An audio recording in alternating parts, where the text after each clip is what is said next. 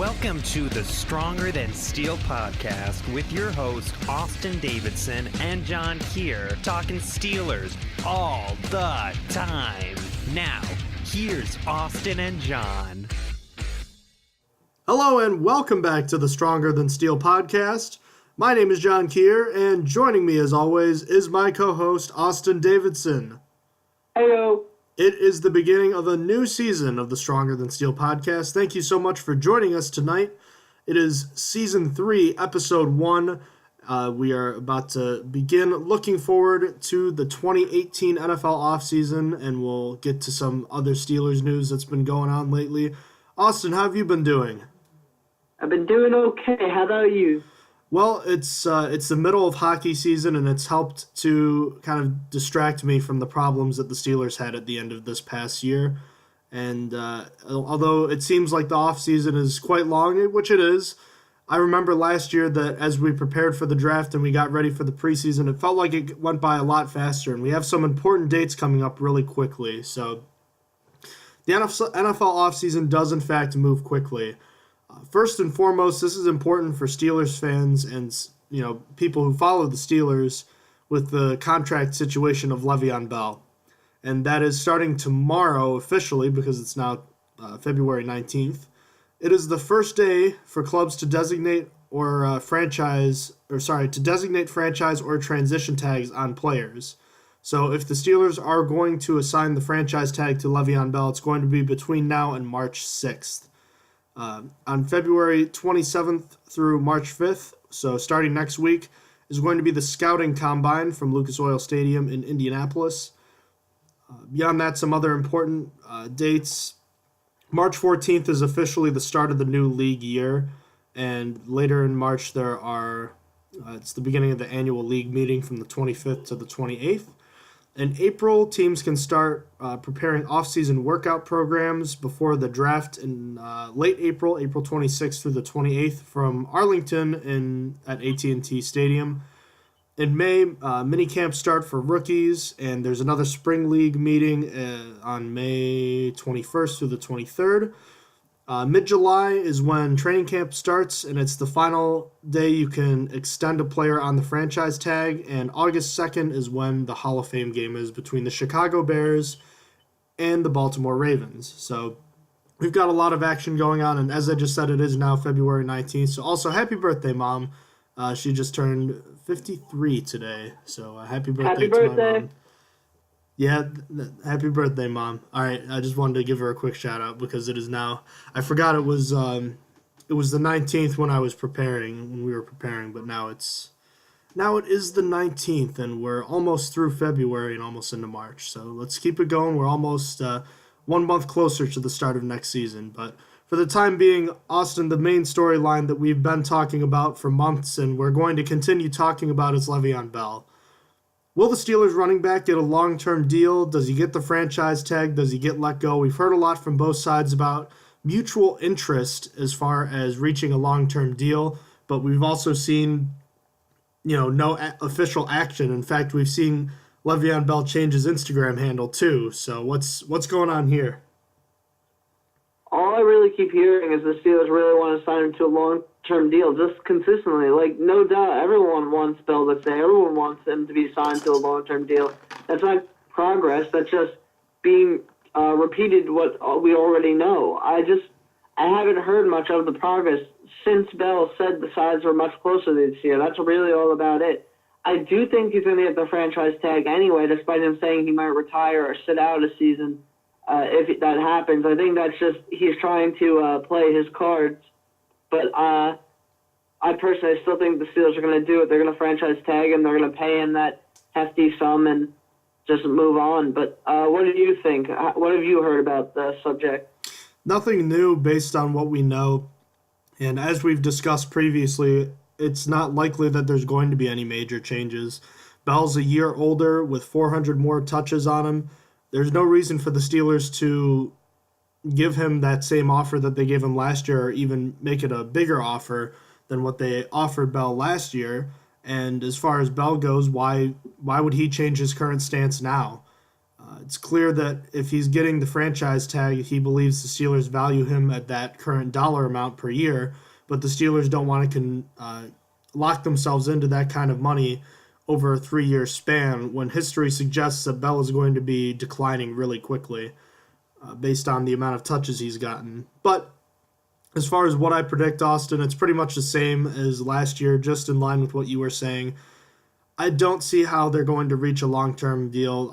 There's been no sign of progress being made, and you can say, oh, there's been progress made, but there hasn't been any evidence of that. So, no, I would not expect a long-term deal gets done, and I think even though I had advocated more in the past for going for the by committee type of running back, situation, and seeing that other teams have done it, I don't know that would necessarily be beneficial for the Steelers. I've been really concerned with Bell's ability as a runner over this past year, or his efficiency as a runner, I should say, but I believe that has a lot to do with the offensive line as well. So I'm kind of reeling back a little bit from my thoughts where I would kind of be okay with letting him go. But although I would still understand doing that for financial purposes, I think it makes more sense to try to keep him now. But the right move is to have him for only a short-term amount of time. Because, again, history suggests that he's not going to be the same player that we've seen for much longer. Beyond that, Austin, the main needs for this team going into this offseason are on the defensive side of the ball. We would definitely agree on that, but as far as where we would go, we'd probably have a difficult time questioning whether or not it's inside linebacker or safety that needs more help. It's likely to assume that both are going to be addressed in the draft at some point, but with a little bit of money and a little bit of money to play around with and not much depth at the positions, is it possible we see a free agent added to one of these positions, and if so, which one is more likely to get the free agent? Well, I don't think safety is going to get a free agent addition, especially since J.J. Wilcox is already there, which he might leave because he's a cap hit, but still. My point is, I think inside linebacker will have a free agent addition, because even if Shazier returns, I have no faith in the backup inside linebackers. I don't trust them whatsoever. So it's a position that needs addressing regardless of if Shazier can play football again. While the safety position, the backups are decent enough that I believe in them. Mike Mitchell could be a backup next year, which I can believe in him as a backup. That is fine with me. Again, he might also be on the chopping block. I don't really know this is all up to the Steelers brass on what's happening internally. We don't know if Mike Mitchell's going to be cut. We don't know if he's even going to be a backup. Maybe the Steelers surprise us and don't draft the safety for whatever reason. You just don't know. But regardless, to answer the question, I think inside linebacker definitely needs some help with the backups. I think that is shown very heavily after Shazier went down. But what do you think? I'm in complete agreement with you. The fact of the matter is, as much as I and most of everybody in Steeler Nation has ripped on Mike Mitchell this year, the Steelers could theoretically get away with keeping him as a potential backup to a draft pick next year, or, it's likely that there's no way Wilcox and Mitchell are coming back. That's the way I see it. But there's a chance that one of them comes back, and as a backup, you can live with that. And then you add a draft pick and you're in decent shape. At inside linebacker right now, I'm going to assume Ryan Shazier is not going to play next season. You have a proven starter in Vince Williams who's decent without Ryan Shazier at best. He really struggled without him. Beyond that, you had a combination of an injured Tyler Medikevich, a Sean Spence who was signed off the street and didn't look very good, and LJ Fort who's basically a special teams player only. So adding a draft pick is probably not going to be enough here. I think this is the position the Steelers need to go and look at free agency as well, because right now the depth is really the lack of depth which we were concerned about last year reared its ugly head with the Shazier injury, and the defense just never recovered. So I think, again, this is the position that needs to be addressed once more in the offseason. Going to the other side of the football, Austin, what are the Steelers going to do with Martavis Bryant? He's been kind of an under-the-radar question because of the way he played and kept his mouth shut at the end of this season. But is it possible the Steelers trade him as he enters the final year of his contract?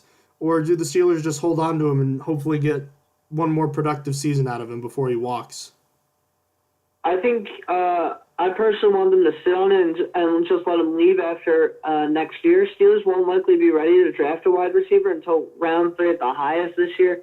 And while the Steelers have had luck at wide receiver over the years, drafting wide receivers, I would prefer Martavis Bryant be the third wide receiver over some later round rookie brought in. I also think that he's not going to be worth much, as I'd hope, in the market. See, if he didn't hurt his own value by speaking and being a problem and then being suspended, maybe I'd go for it because he might actually carry some value. But I'm thinking the best the Steelers could probably do is maybe a late round, 4th round pick. I think that's the best they could do. I don't think they could get higher than that. So I'd rather keep Martavis Bryant because I think he is worth more than a 4th round pick on the field. So I think he could help in a Super Bowl run this year. What do you think? I think there's no way a team gives up a 4th round pick. The Dolphins traded Jay Ajayi for a 4th round pick, and I think Jay Ajayi is far more valuable because of the fact that he does stay on the field. I just think that with 1 year left on his deal, I'd be shocked if a team gave up a 6th round pick or a 7th round pick for Bryant. I don't see how anybody would be willing to give up something worthwhile for a player that's had 2 major suspensions, including one that was a full season in 2016, and he's basically a rental player if he chooses not to sign there long term. I don't see why a team would want that. And granted, the talent, we've seen it at times, but he's never put it together for a full season, and there's a chance that he could do it, but at the same time, I feel like giving up a draft pick is something teams are just not interested in when there are so many talented players in the draft, and it's just he could be more of a he's a lot more likely to be a headache than a help to your team. Where if you keep him in Pittsburgh, yeah, he's probably walking at the end of the year, but you can live with him as the number 3 and occasional stand-in number 2 wide receiver. I think if you let him walk at the end of this upcoming season, you can live with it, and he can still make some plays for you. So I don't think it's the worst thing in the world to hold on to him and let him walk next year. Going back to the other side of the football, the Steelers have an important decision to make with outside linebacker Bud Dupree. Soon they're going to have to decide whether or not they want to pick up his 5th-year option. Dupree, who just finished his 3rd year, set a career high in sacks with 6.5, but at the same time was also really criticized for his consistency in his play down the stretch. We saw some nice things from Dupree this season, but would it be worth it for the Steelers to give him his 5th-year option, thus increasing his salary in his final season from $2.9 to roughly $9 million? Yeah, I don't think so. It's really a hard decision because Dupree's at a fork in the road where he sometimes looks really good, and then other times he looks like he's heading towards being a bust. I just think that the inconsistency is a no-go. I think you can't bet on inconsistency, and I think the Steelers have to not exercise the 5th-year option. What do you think? For months, I was actually on the side of yes in picking up his option, but I've just thought about it a lot over the past couple weeks about how Dupree has never become consistent enough. Whether it's setting the edge in the run in pass coverage or especially rushing the passer, we've seen some great athletic plays from him, but it feels like we only see a few of those plays a game. It's not like we see it a ton, and we need to see it more from him. It's so frustrating because we know it's there, but it's just not there enough. And again, he's not like Jarvis Jones. He's not a Jarvis Jones level bust where he simply could not get it done. And at his best, he was, a below average player, more like a backup. Dupree can play in this league. He's just not consistent. He hasn't shown that he has been. He hasn't shown the ability to be a consistent player, and that's simply not worth $9 million in my opinion, unless if you know for a fact that he can do what he did against the Ravens in the first matchup where he crunched Joe Flacco, or against the Bengals when he was getting consistent pressure in the first game. If we see something like that consistently over next season, maybe he would be worth it, but I don't think you can take a bet on that. Not with the limited production we've seen from him.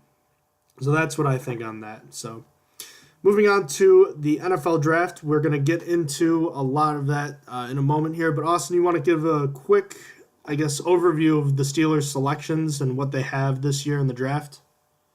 Yep. A lot of people were confused on the 2018 draft. I went to numerous sites, and they actually I knew for a fact they had it wrong, so it's really good. I made sure to go back and clarify it all. Because even some sites, I went to one and it said we had 5 picks in the draft this year. It said we only had one fifth-round pick, and I was like, that's automatically false. The Steelers have 7 picks in the draft this year. They have round 1, pick 28, round 2, pick 60, round 3, pick 92. They do not have a 4th-round draft pick due to the trade they had with San Francisco for Vance McDonald. They have 2 round 5 draft picks 139 and 156. One of those is the 49ers one from the Vance McDonald trade. They do not have a 6th-round pick, which through all the confusion we talked about in the last episode, they traded away for Justin Gilbert, then they got it back for Sammy Coates, yes. And then they traded away again for J.J. Wilcox to Tampa Bay.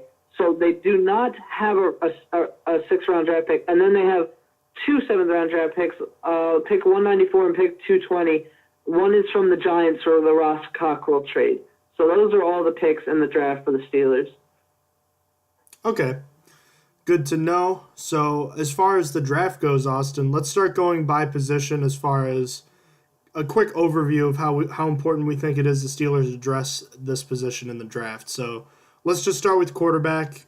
Austin, I gave this a 0 on a scale from 1 to 10 as far as how important it is for the Steelers to look at this position in the draft. Look, we know who the Steelers have at quarterback. Ben Roethlisberger reaffirmed the likelihood of him playing beyond this current season, and he said that he actually wants to play reportedly 3 more years, so that would actually be beyond his current contract and adding another year or maybe even 2 on top of that. So the Steelers definitely have no need to draft a quarterback for the future in this draft. And then beyond that, the backup in Landry Jones is set in his final year of his contract, and his potential replacement, 3rd-stringer Josh Dobbs, was drafted last year. So there's no need to add to this position in the draft, Austin. Do you agree with me? I'm going to agree with you here. Quarterback is completely unnecessary after that same thing that you said about Ben. He wants to play through his contract and a little bit more. Ben, Jones, and Dobbs is all the Steelers need for now. So this position earns a 0 for me as well because it requires no addressing. And I don't know if we mentioned it already, but our scales are 0 to 10. That's how we're ranking positions. Alrighty.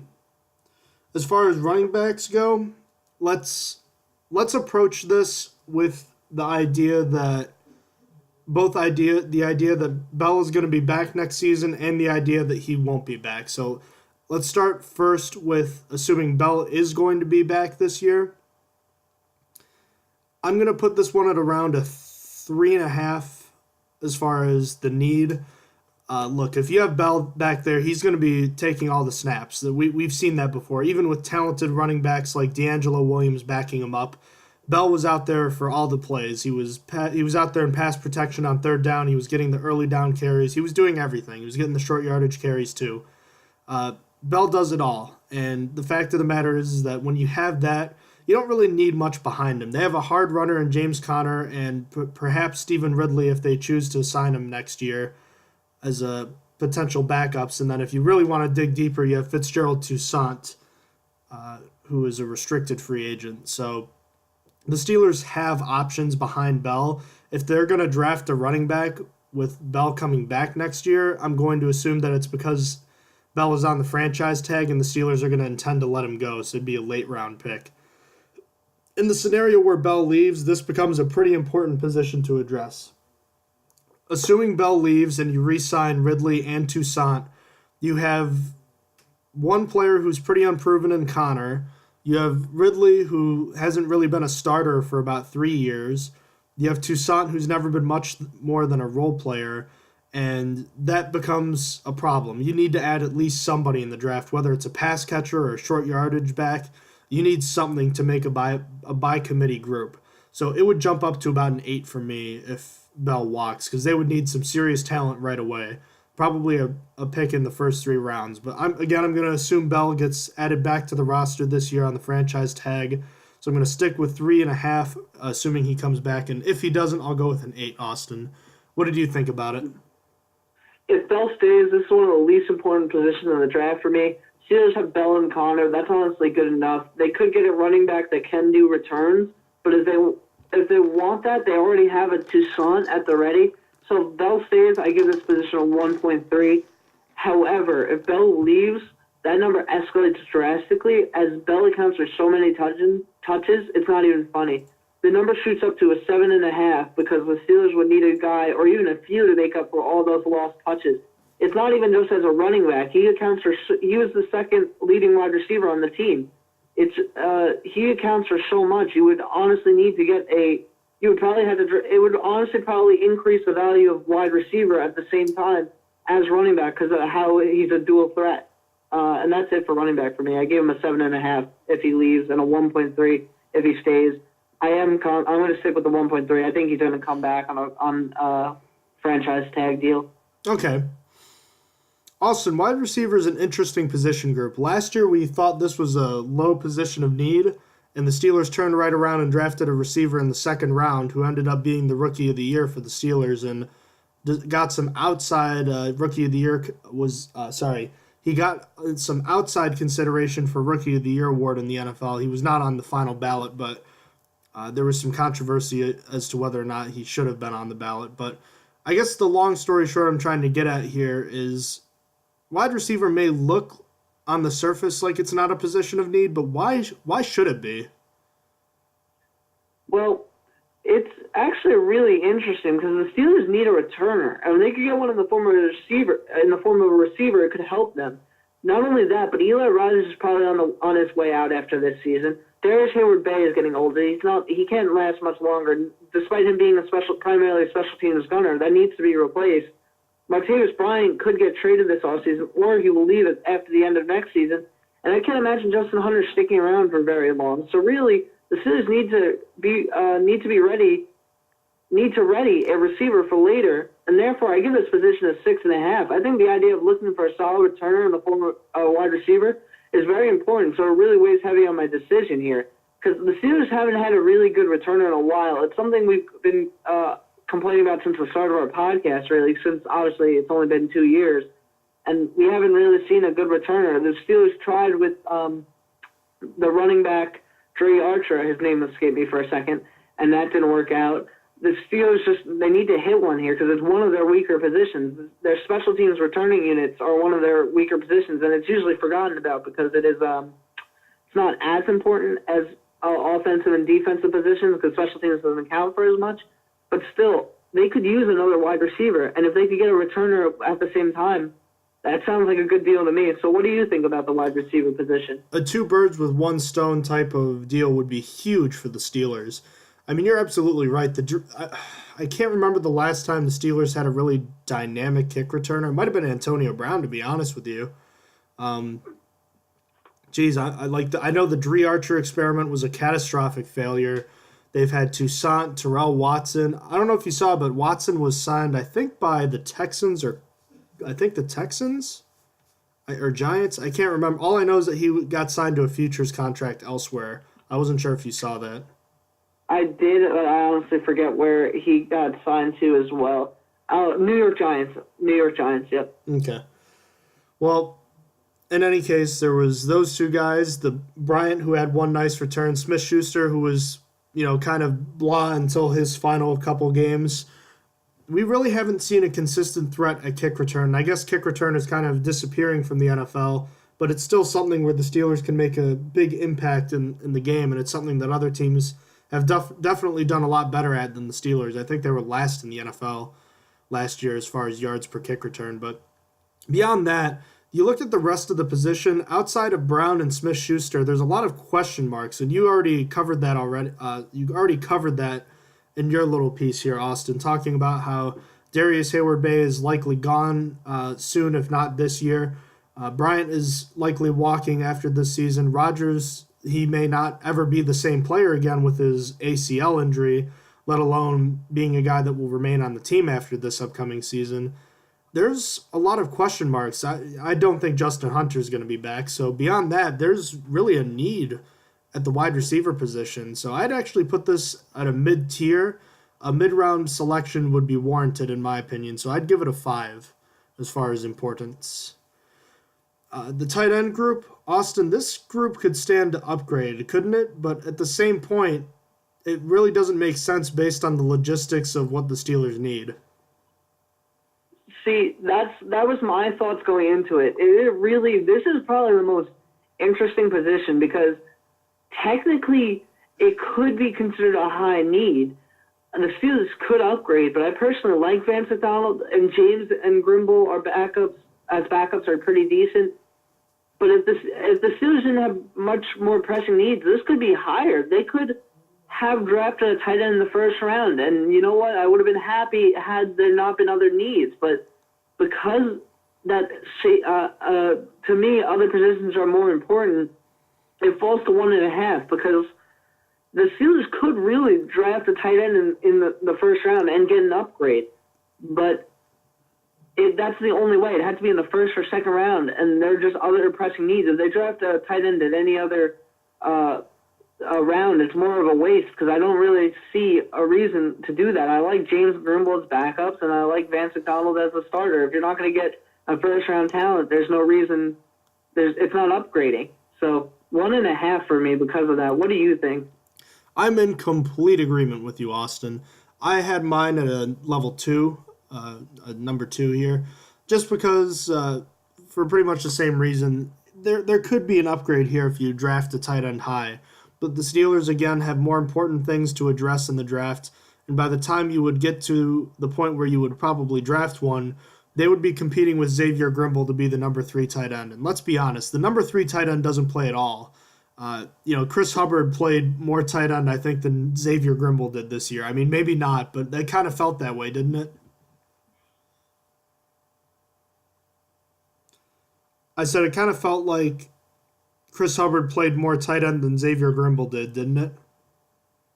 Oh, yeah. Yeah, it did. Sorry, the phone kind of cut off.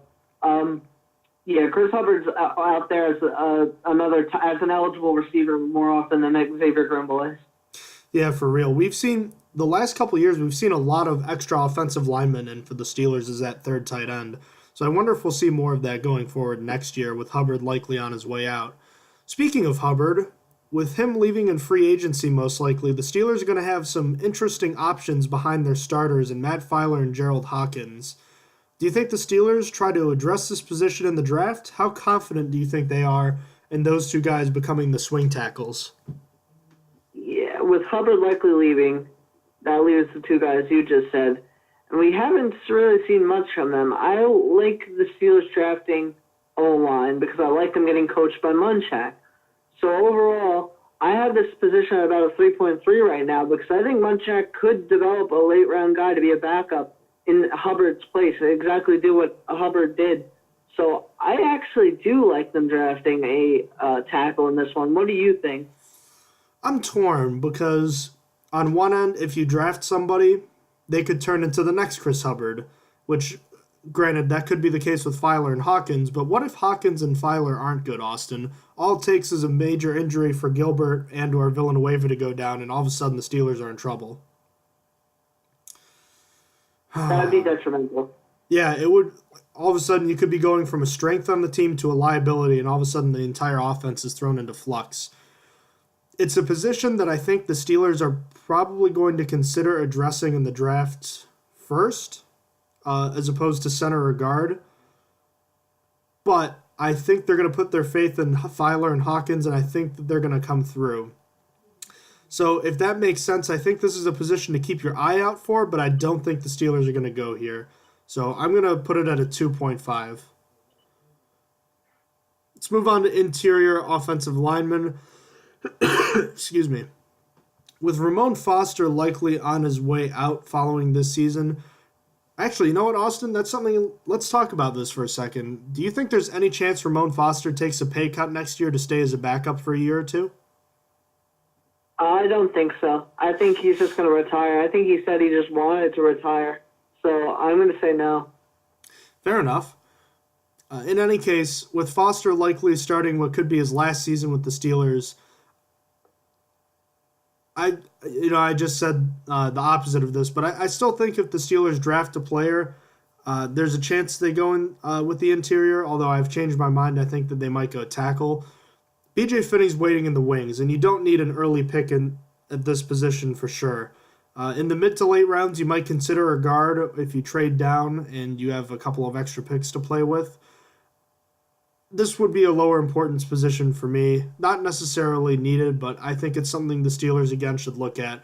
One offensive lineman I think is going to come from this draft. I was originally thinking interior, but now I'm thinking tackle. I'm kind of all over the place on this one, so I'm putting this at a 2.5 as well. What do you think, Austin? Well, with Foster likely entering his final season for retirement, I actually trust Finney to take the starting role. I think that he is going to be a decent starter once he gets into that role. But the Steelers will still need a backup in case either he or David DeCastro get hurt.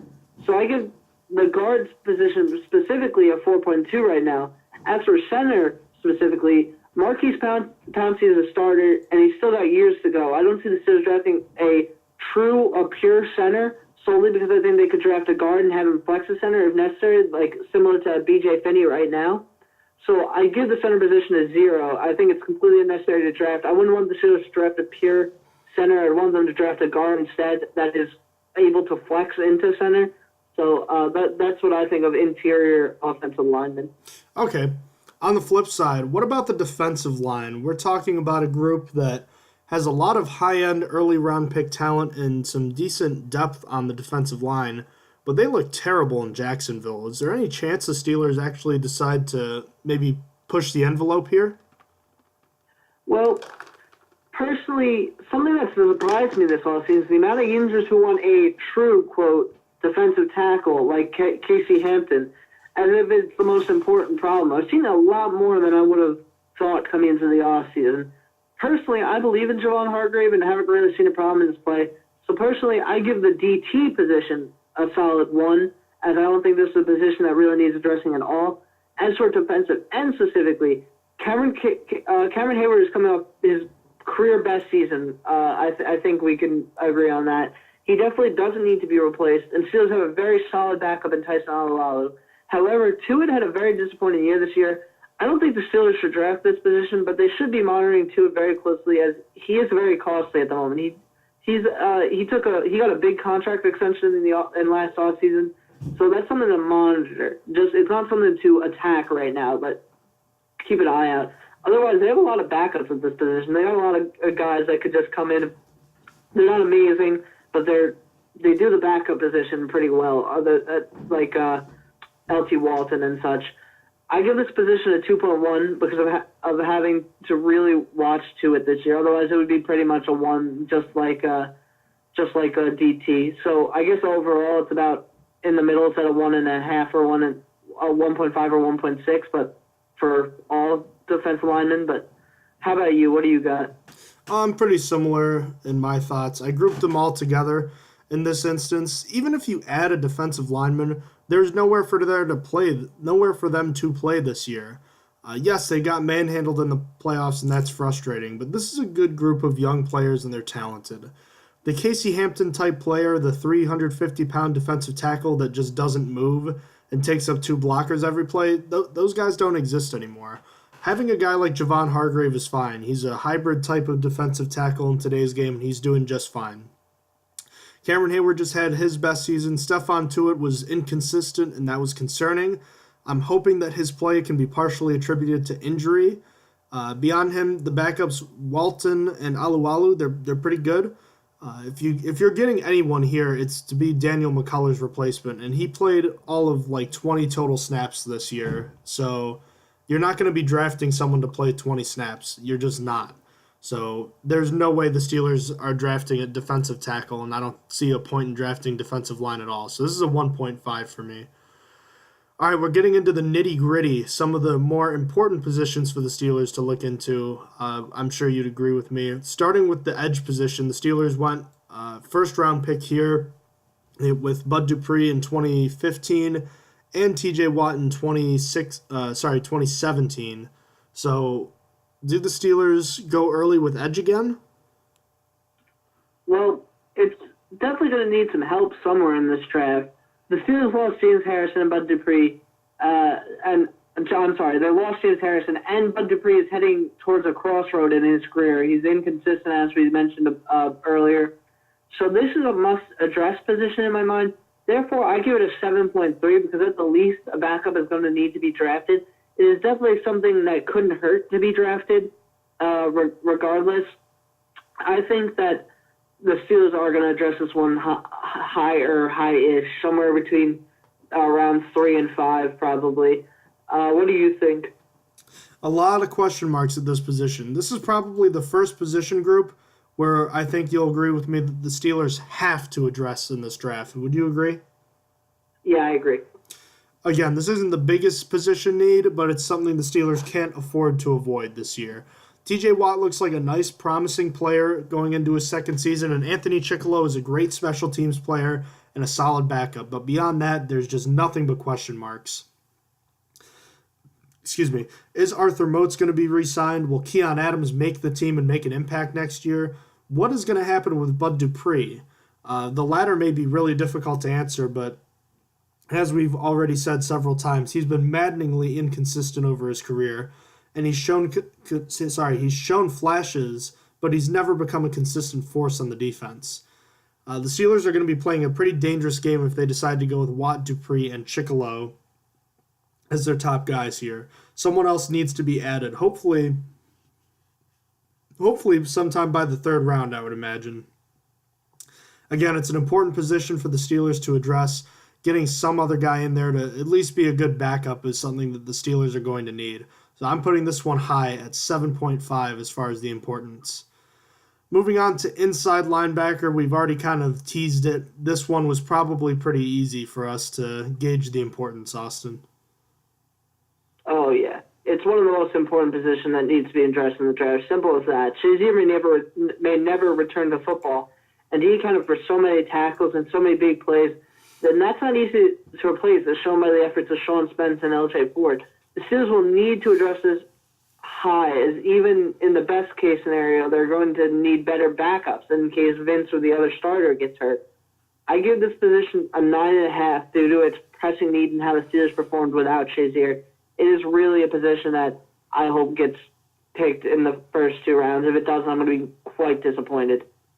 What do you think? This one was the easiest, Austin. Let's be honest. With Ryan Shazier a question mark at best to ever play again, the Steelers are going to have to move into the draft assuming he's not going to play again. So right now they have Vince Williams, a guy who can play special teams, a decent starter at best. Then they have a bunch of guys who've pretty much only been special teams players. Their depth is not good right now, and they're suffering from a severe lack of talent at the top. To be honest with you, the Steelers need to use one of their first 2 picks on an inside linebacker, and they should probably pick 2 inside linebackers in this draft. They need at least a starter alongside Williams, and hopefully someone else to be their backup, because it's scarce back there, and they need some help, because as we saw in the final month of the season, they just had no answers for any offense, no matter if it was good or bad. The Ravens put up 38 on the Steelers' defense. The Jaguars put up 38 as well on offense. So, that's just not good enough. They've got to be better, and they need some more talent there. So I gave that a 10, actually, as high as it could be, because the Steelers have to go there, and they have to go early and often. Cornerback, this was the Steelers' probably one of their biggest needs the last couple of years. They've added a first-rounder and a third-rounder in respective drafts. Is this going to be another important position for the Steelers to add to? To be quite honest with you, I'm very happy with the quarterbacks right now. Burns, Hayden, and Hilton, with Gay coming in occasionally, is not bad. Burns is the only real question mark, as his play has been inconsistent, but not as inconsistent as Bud Dupree's play. So he at least plays at a high level more often.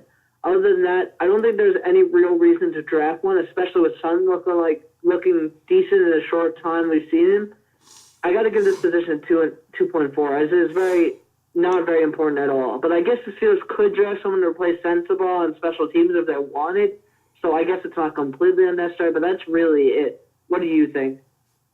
You might think this would be a pretty important position to address, but when you look past the surface, I think you'll find that the cornerback position isn't in terrible shape. They have a former Pro Bowl player in Joe Hayden, as you mentioned, a former first-round pick in Artie Burns, a breakout player of the year for us anyways, and Mike Hilton in the slot, a former third-rounder in Cam Sutton, And beyond that, William Gay, who would return as a veteran presence for the team as a dime player potentially. They may not have a ton of upside as a group, but I don't think you really need to add to this position group when you have other more important positions to look at. Sure, adding a cornerback in the first round would be nice, and you'd probably really you'd stand a good chance of upgrading your cornerbacks position to being one of the better ones in the league over the next couple of years. But the fact of the matter is, you don't want to do that and sacrifice the middle of your defense. So I think the draft priority here is low. I actually put mine just above yours at 2.5. What about safety, Austin? This one's probably another high priority.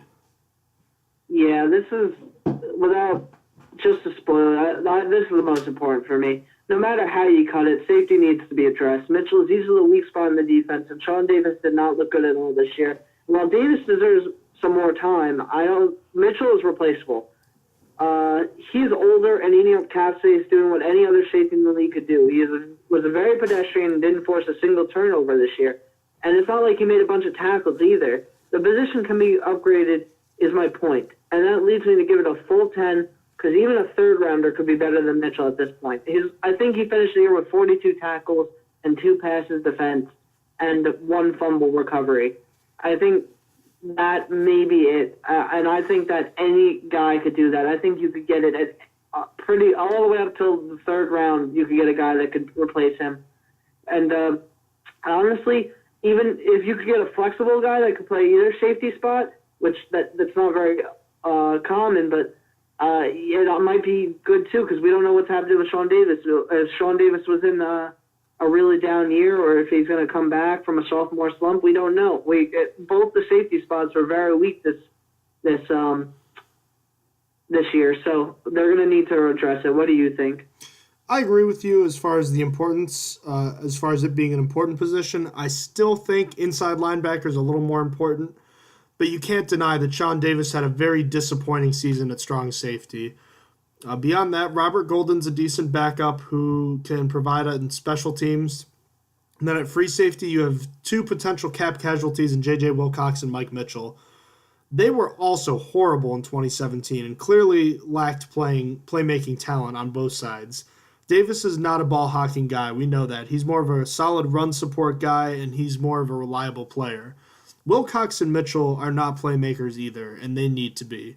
The Steelers need to add to this position in the draft, and they need to do it early. I don't think it's in as bad a shape as the inside linebacker position, but I still think you're hoping the Steelers pick a safety once in the first 2 rounds. I just don't see the Steelers winning a Super Bowl with their current safety group as is. I think they need to at least change 2 of them, and mostly being Wilcox and Mitchell. So I gave this group an 8.5. And last but not least, with the specialists, I'll keep it pretty straightforward. Based on the Colin Holba disaster of this past offseason, there's no need to draft a long snapper, certainly no need for a kicker. And even though Jordan Berry wasn't really good this year, I don't see a point in drafting a punter when you can just add one as an undrafted free agent. So specialists got a 0 for me, Austin. Did you give them a 0 as well? I actually didn't. Only one of these positions would need addressing, and that's punter, in my opinion. And even then, it's not worth it to draft a punter. Just get an undrafted free agent. So I give it a 1 for this set of positions, as they aren't completely unnecessary, but they still shouldn't be drafted. A punter shouldn't be drafted. Honestly, though, would I get mad if the 220th pick in the 2018 draft was a punter? No, because honestly, you're probably not getting any value out of there. So why not? But still, I don't think they should. All right, so let's take a look at, I guess we'll call it our first mock draft. We're not going to go player by player, but we're going to go with each pick the Steelers have, and we're just going to go with the position we think the Steelers are going to address. So I'm going to start with the scenario that Le'Veon Bell is going to be extended or tagged by the Steelers. So assuming that Bell returns to the Pittsburgh Steelers in 2018, I'm going to go with the Steelers taking an inside linebacker in the first round, a safety in the second round, an edge rusher in the third round. The 5th round picks, I'll take the first one as a wide receiver, the second one as a running back, And then the 7th round pick I have, again, as an inside linebacker for the first one. And for the second pick, I'll go with an interior offensive lineman. What about you, Austin? What is your mock draft looking like if Bell returns via extension or is tagged? First round is going to be a safety. I'm on the early round. I know we said we weren't talking players, but I'm on the early board for hoping Derwin James falls. That's who I'm hoping for on an early before we do analysis. Then round 2 is an inside linebacker. Round 3 is an outside linebacker. Round 5 is a wide receiver. And then the other pick in round 5 is a guard. Round 7 is an offensive tackle. And then the Steelers double dip at wide receiver in round 7 just to bring in another guy because why not? So that's my mock draft if Bell stays. What about if Bell leaves for you?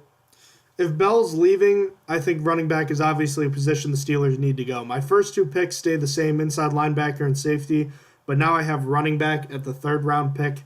I'll take a receiver with the first pick in the 5th round, and then I'll go edge, so I'll just flip-flop edge and running back with the 5th and 3rd round picks. The 2nd 5th round pick and the 3rd round pick.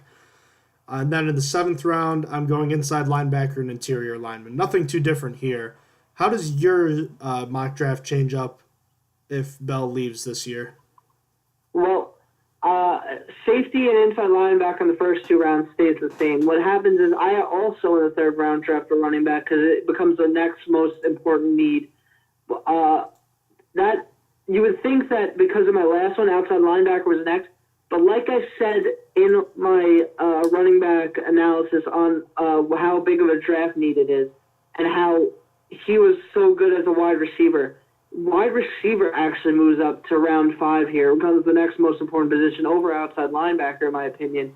I think you would need to draft one. So outside linebacker falls 2 spots in this one, and they actually end up now, and the 2nd pick in round 5 is outside linebacker. Then in round 7, it's the offensive guard. And then in the 2nd pick in round 7 is an offensive tackle. And that wraps up my scenario if Bell leaves. Alrighty, that will finish our quick teaser of the NFL draft. We're going to get into some pre-draft analysis, starting with specialists and quarterbacks, starting this upcoming week, hopefully. We did not preview specialists last year, and then the Steelers turned around and stabbed us in the back by drafting a long snapper in Colin Holba. So we are going to make sure that we're not fooled again, and we are going to be covering that. So we just wanted to make that known. In any case, back to some Steelers news. In his press conference last week, Steelers owner Art Rooney said that he stated that the Steelers are going to be getting new throwback uniforms in 2018. We've both studied the Steelers' uniform history, Austin. There's not a lot of uniforms for the Steelers to throw back to, considering the last 2 that they've done. What could it be this time around? It's got to be the 66-67 experiment. That looks like that was called the Batman uniforms, not officially. It was just that was like their nickname. Looking back, there aren't many different looking jerseys that would stand out as throwbacks after they said that they definitely weren't doing the Bumblebee jerseys again. I think that the 66-67 jerseys are the best choice then. Ultimately, though, I was kind of hoping they would create a new jersey, though. Like, just look at how well the Color Rush jerseys fared with fans. It was something sort of new and nice looking. And I wouldn't say it's completely new because, obviously, if you throw a yellow helmet on there, it looked like the jerseys from not too long ago. But I feel like the Steelers should have just made a new alternative uniform instead of a throwback alternative uniform. I feel like that would have been cool, make it a little bit new age. Because, to be honest with you, looking back, the Steelers jerseys weren't the greatest looking. They haven't really looked that great. I feel like they could have gone a different route and made a new one so that they have one even in the future to throw back to. But what do you think? Which uniform do you think it's going to be from the past? Yeah, well, we're gonna throw some of these pictures up. I have some pictures of the Steelers uniforms in front of me. I've had some time to look at this, and let's start with I guess the uniforms that they have had. Obviously, we'll start with what they've had since 1996. They've had the black and white jerseys with the yellow pants and the kind of newer, more modern looking numbers, black face mask. Those are their current jerseys. They've been current. Their last throwback was the Bumblebee uniforms of 1934, their second season in the NFL. We're not going to see that. Beyond that, they also had the 75th anniversary throwbacks, which we saw in the 1960s. That was more of, you want to visualize a jersey, it's pretty much the Color Rush jersey. That's pretty much what it looks like on top, and then on the bottom it had gray pants and a yellow helmet. So we've seen that already. It's probably not going to be that. I doubt it'd be the 1933 jerseys. The Steelers did a throwback with that in the 90s, and it's pretty similar to the Bumblebees, so I wouldn't expect that. The only real options I could see, I doubt it'd be something from the 70s or 80s when they had pretty much the same uniforms that they have now, but instead they had a more of a block number and gray face masks. I don't see that happening. The only other real options then are the Golden Triangle Batman-like uniforms, which Austin was talking about, or the 1954 uniforms, which are basically the same as the 1960 uniforms with the Color Rush jersey and gray pants, except the pants are yellow. So I think that could be a possibility, I guess.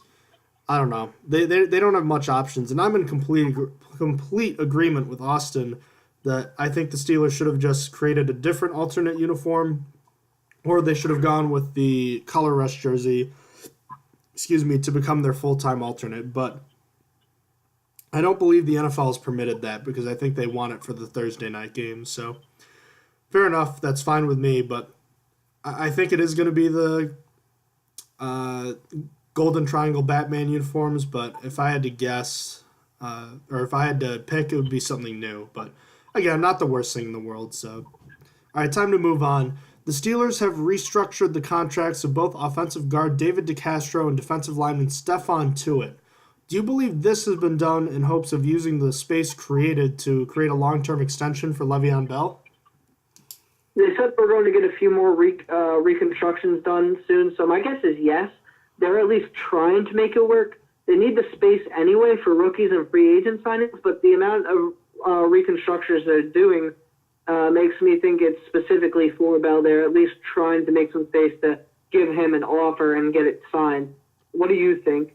Well, they do this every year regardless, so it's possible it was just for the rookies, as you mentioned, and any free agents they're going to add. But I have to think that there's probably more work to be done, and I think, as they've said, they want to get Bell re-signed to a long-term deal, and I think the Steelers mean that. So I would have to think that is something that they're planning on doing. So, in any case, Austin, let's move forward. Can you go over the NFL news that's been going on recently? What is there to talk about?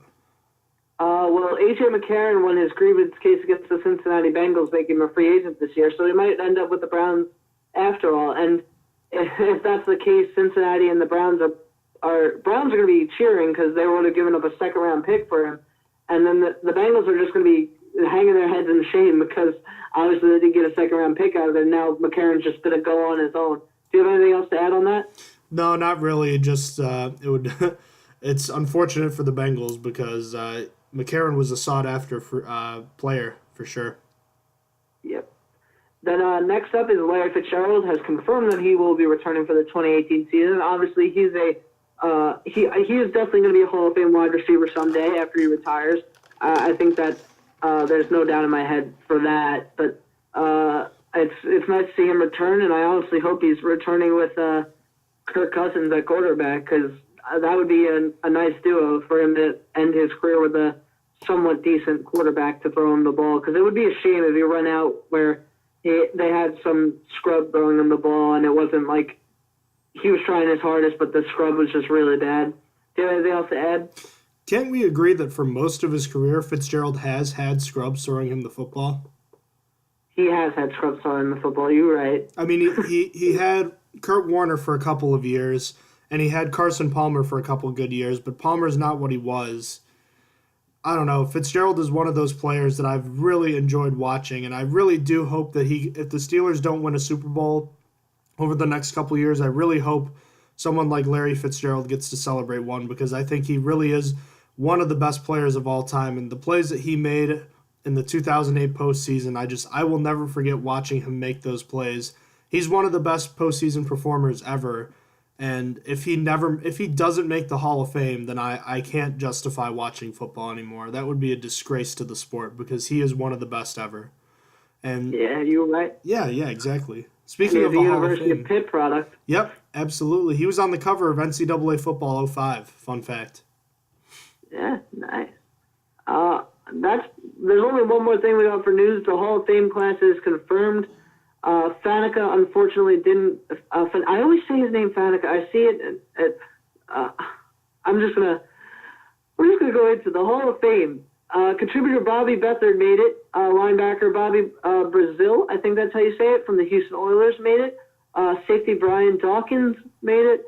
Guard Jerry Kramer from the Green Bay Packers made it. Linebacker Ray Lewis, as we all know and don't like, made it. Linebacker Brian Urlacher made it. Wide receiver Terrell Owens finally made it in after so many times of getting disrespected. Has finally made it. And wide receiver Randy Moss made it too. So, do you have anything to say on these guys? No, it's just a shame Alan Faneca didn't make it in, but a pretty star-studded class. I hope the NFL decides to increase the number of players and contributors that can get elected each year, because 7 just doesn't seem like... Or sorry, wait a minute, let me count this. I guess it's 8. I thought it was... I guess it's 7 players, I think is what it is. They need to be able to have 10 or something like that, because there's a ton of great players that deserve to be in the Hall. That's just my thoughts. But in any case, I think we're just about set to wrap things up. Our next episode will be previewing specialists and quarterbacks. I know I said that before, but I just wanted to remind everybody. Are we all set, Austin? Yep, we are all set here.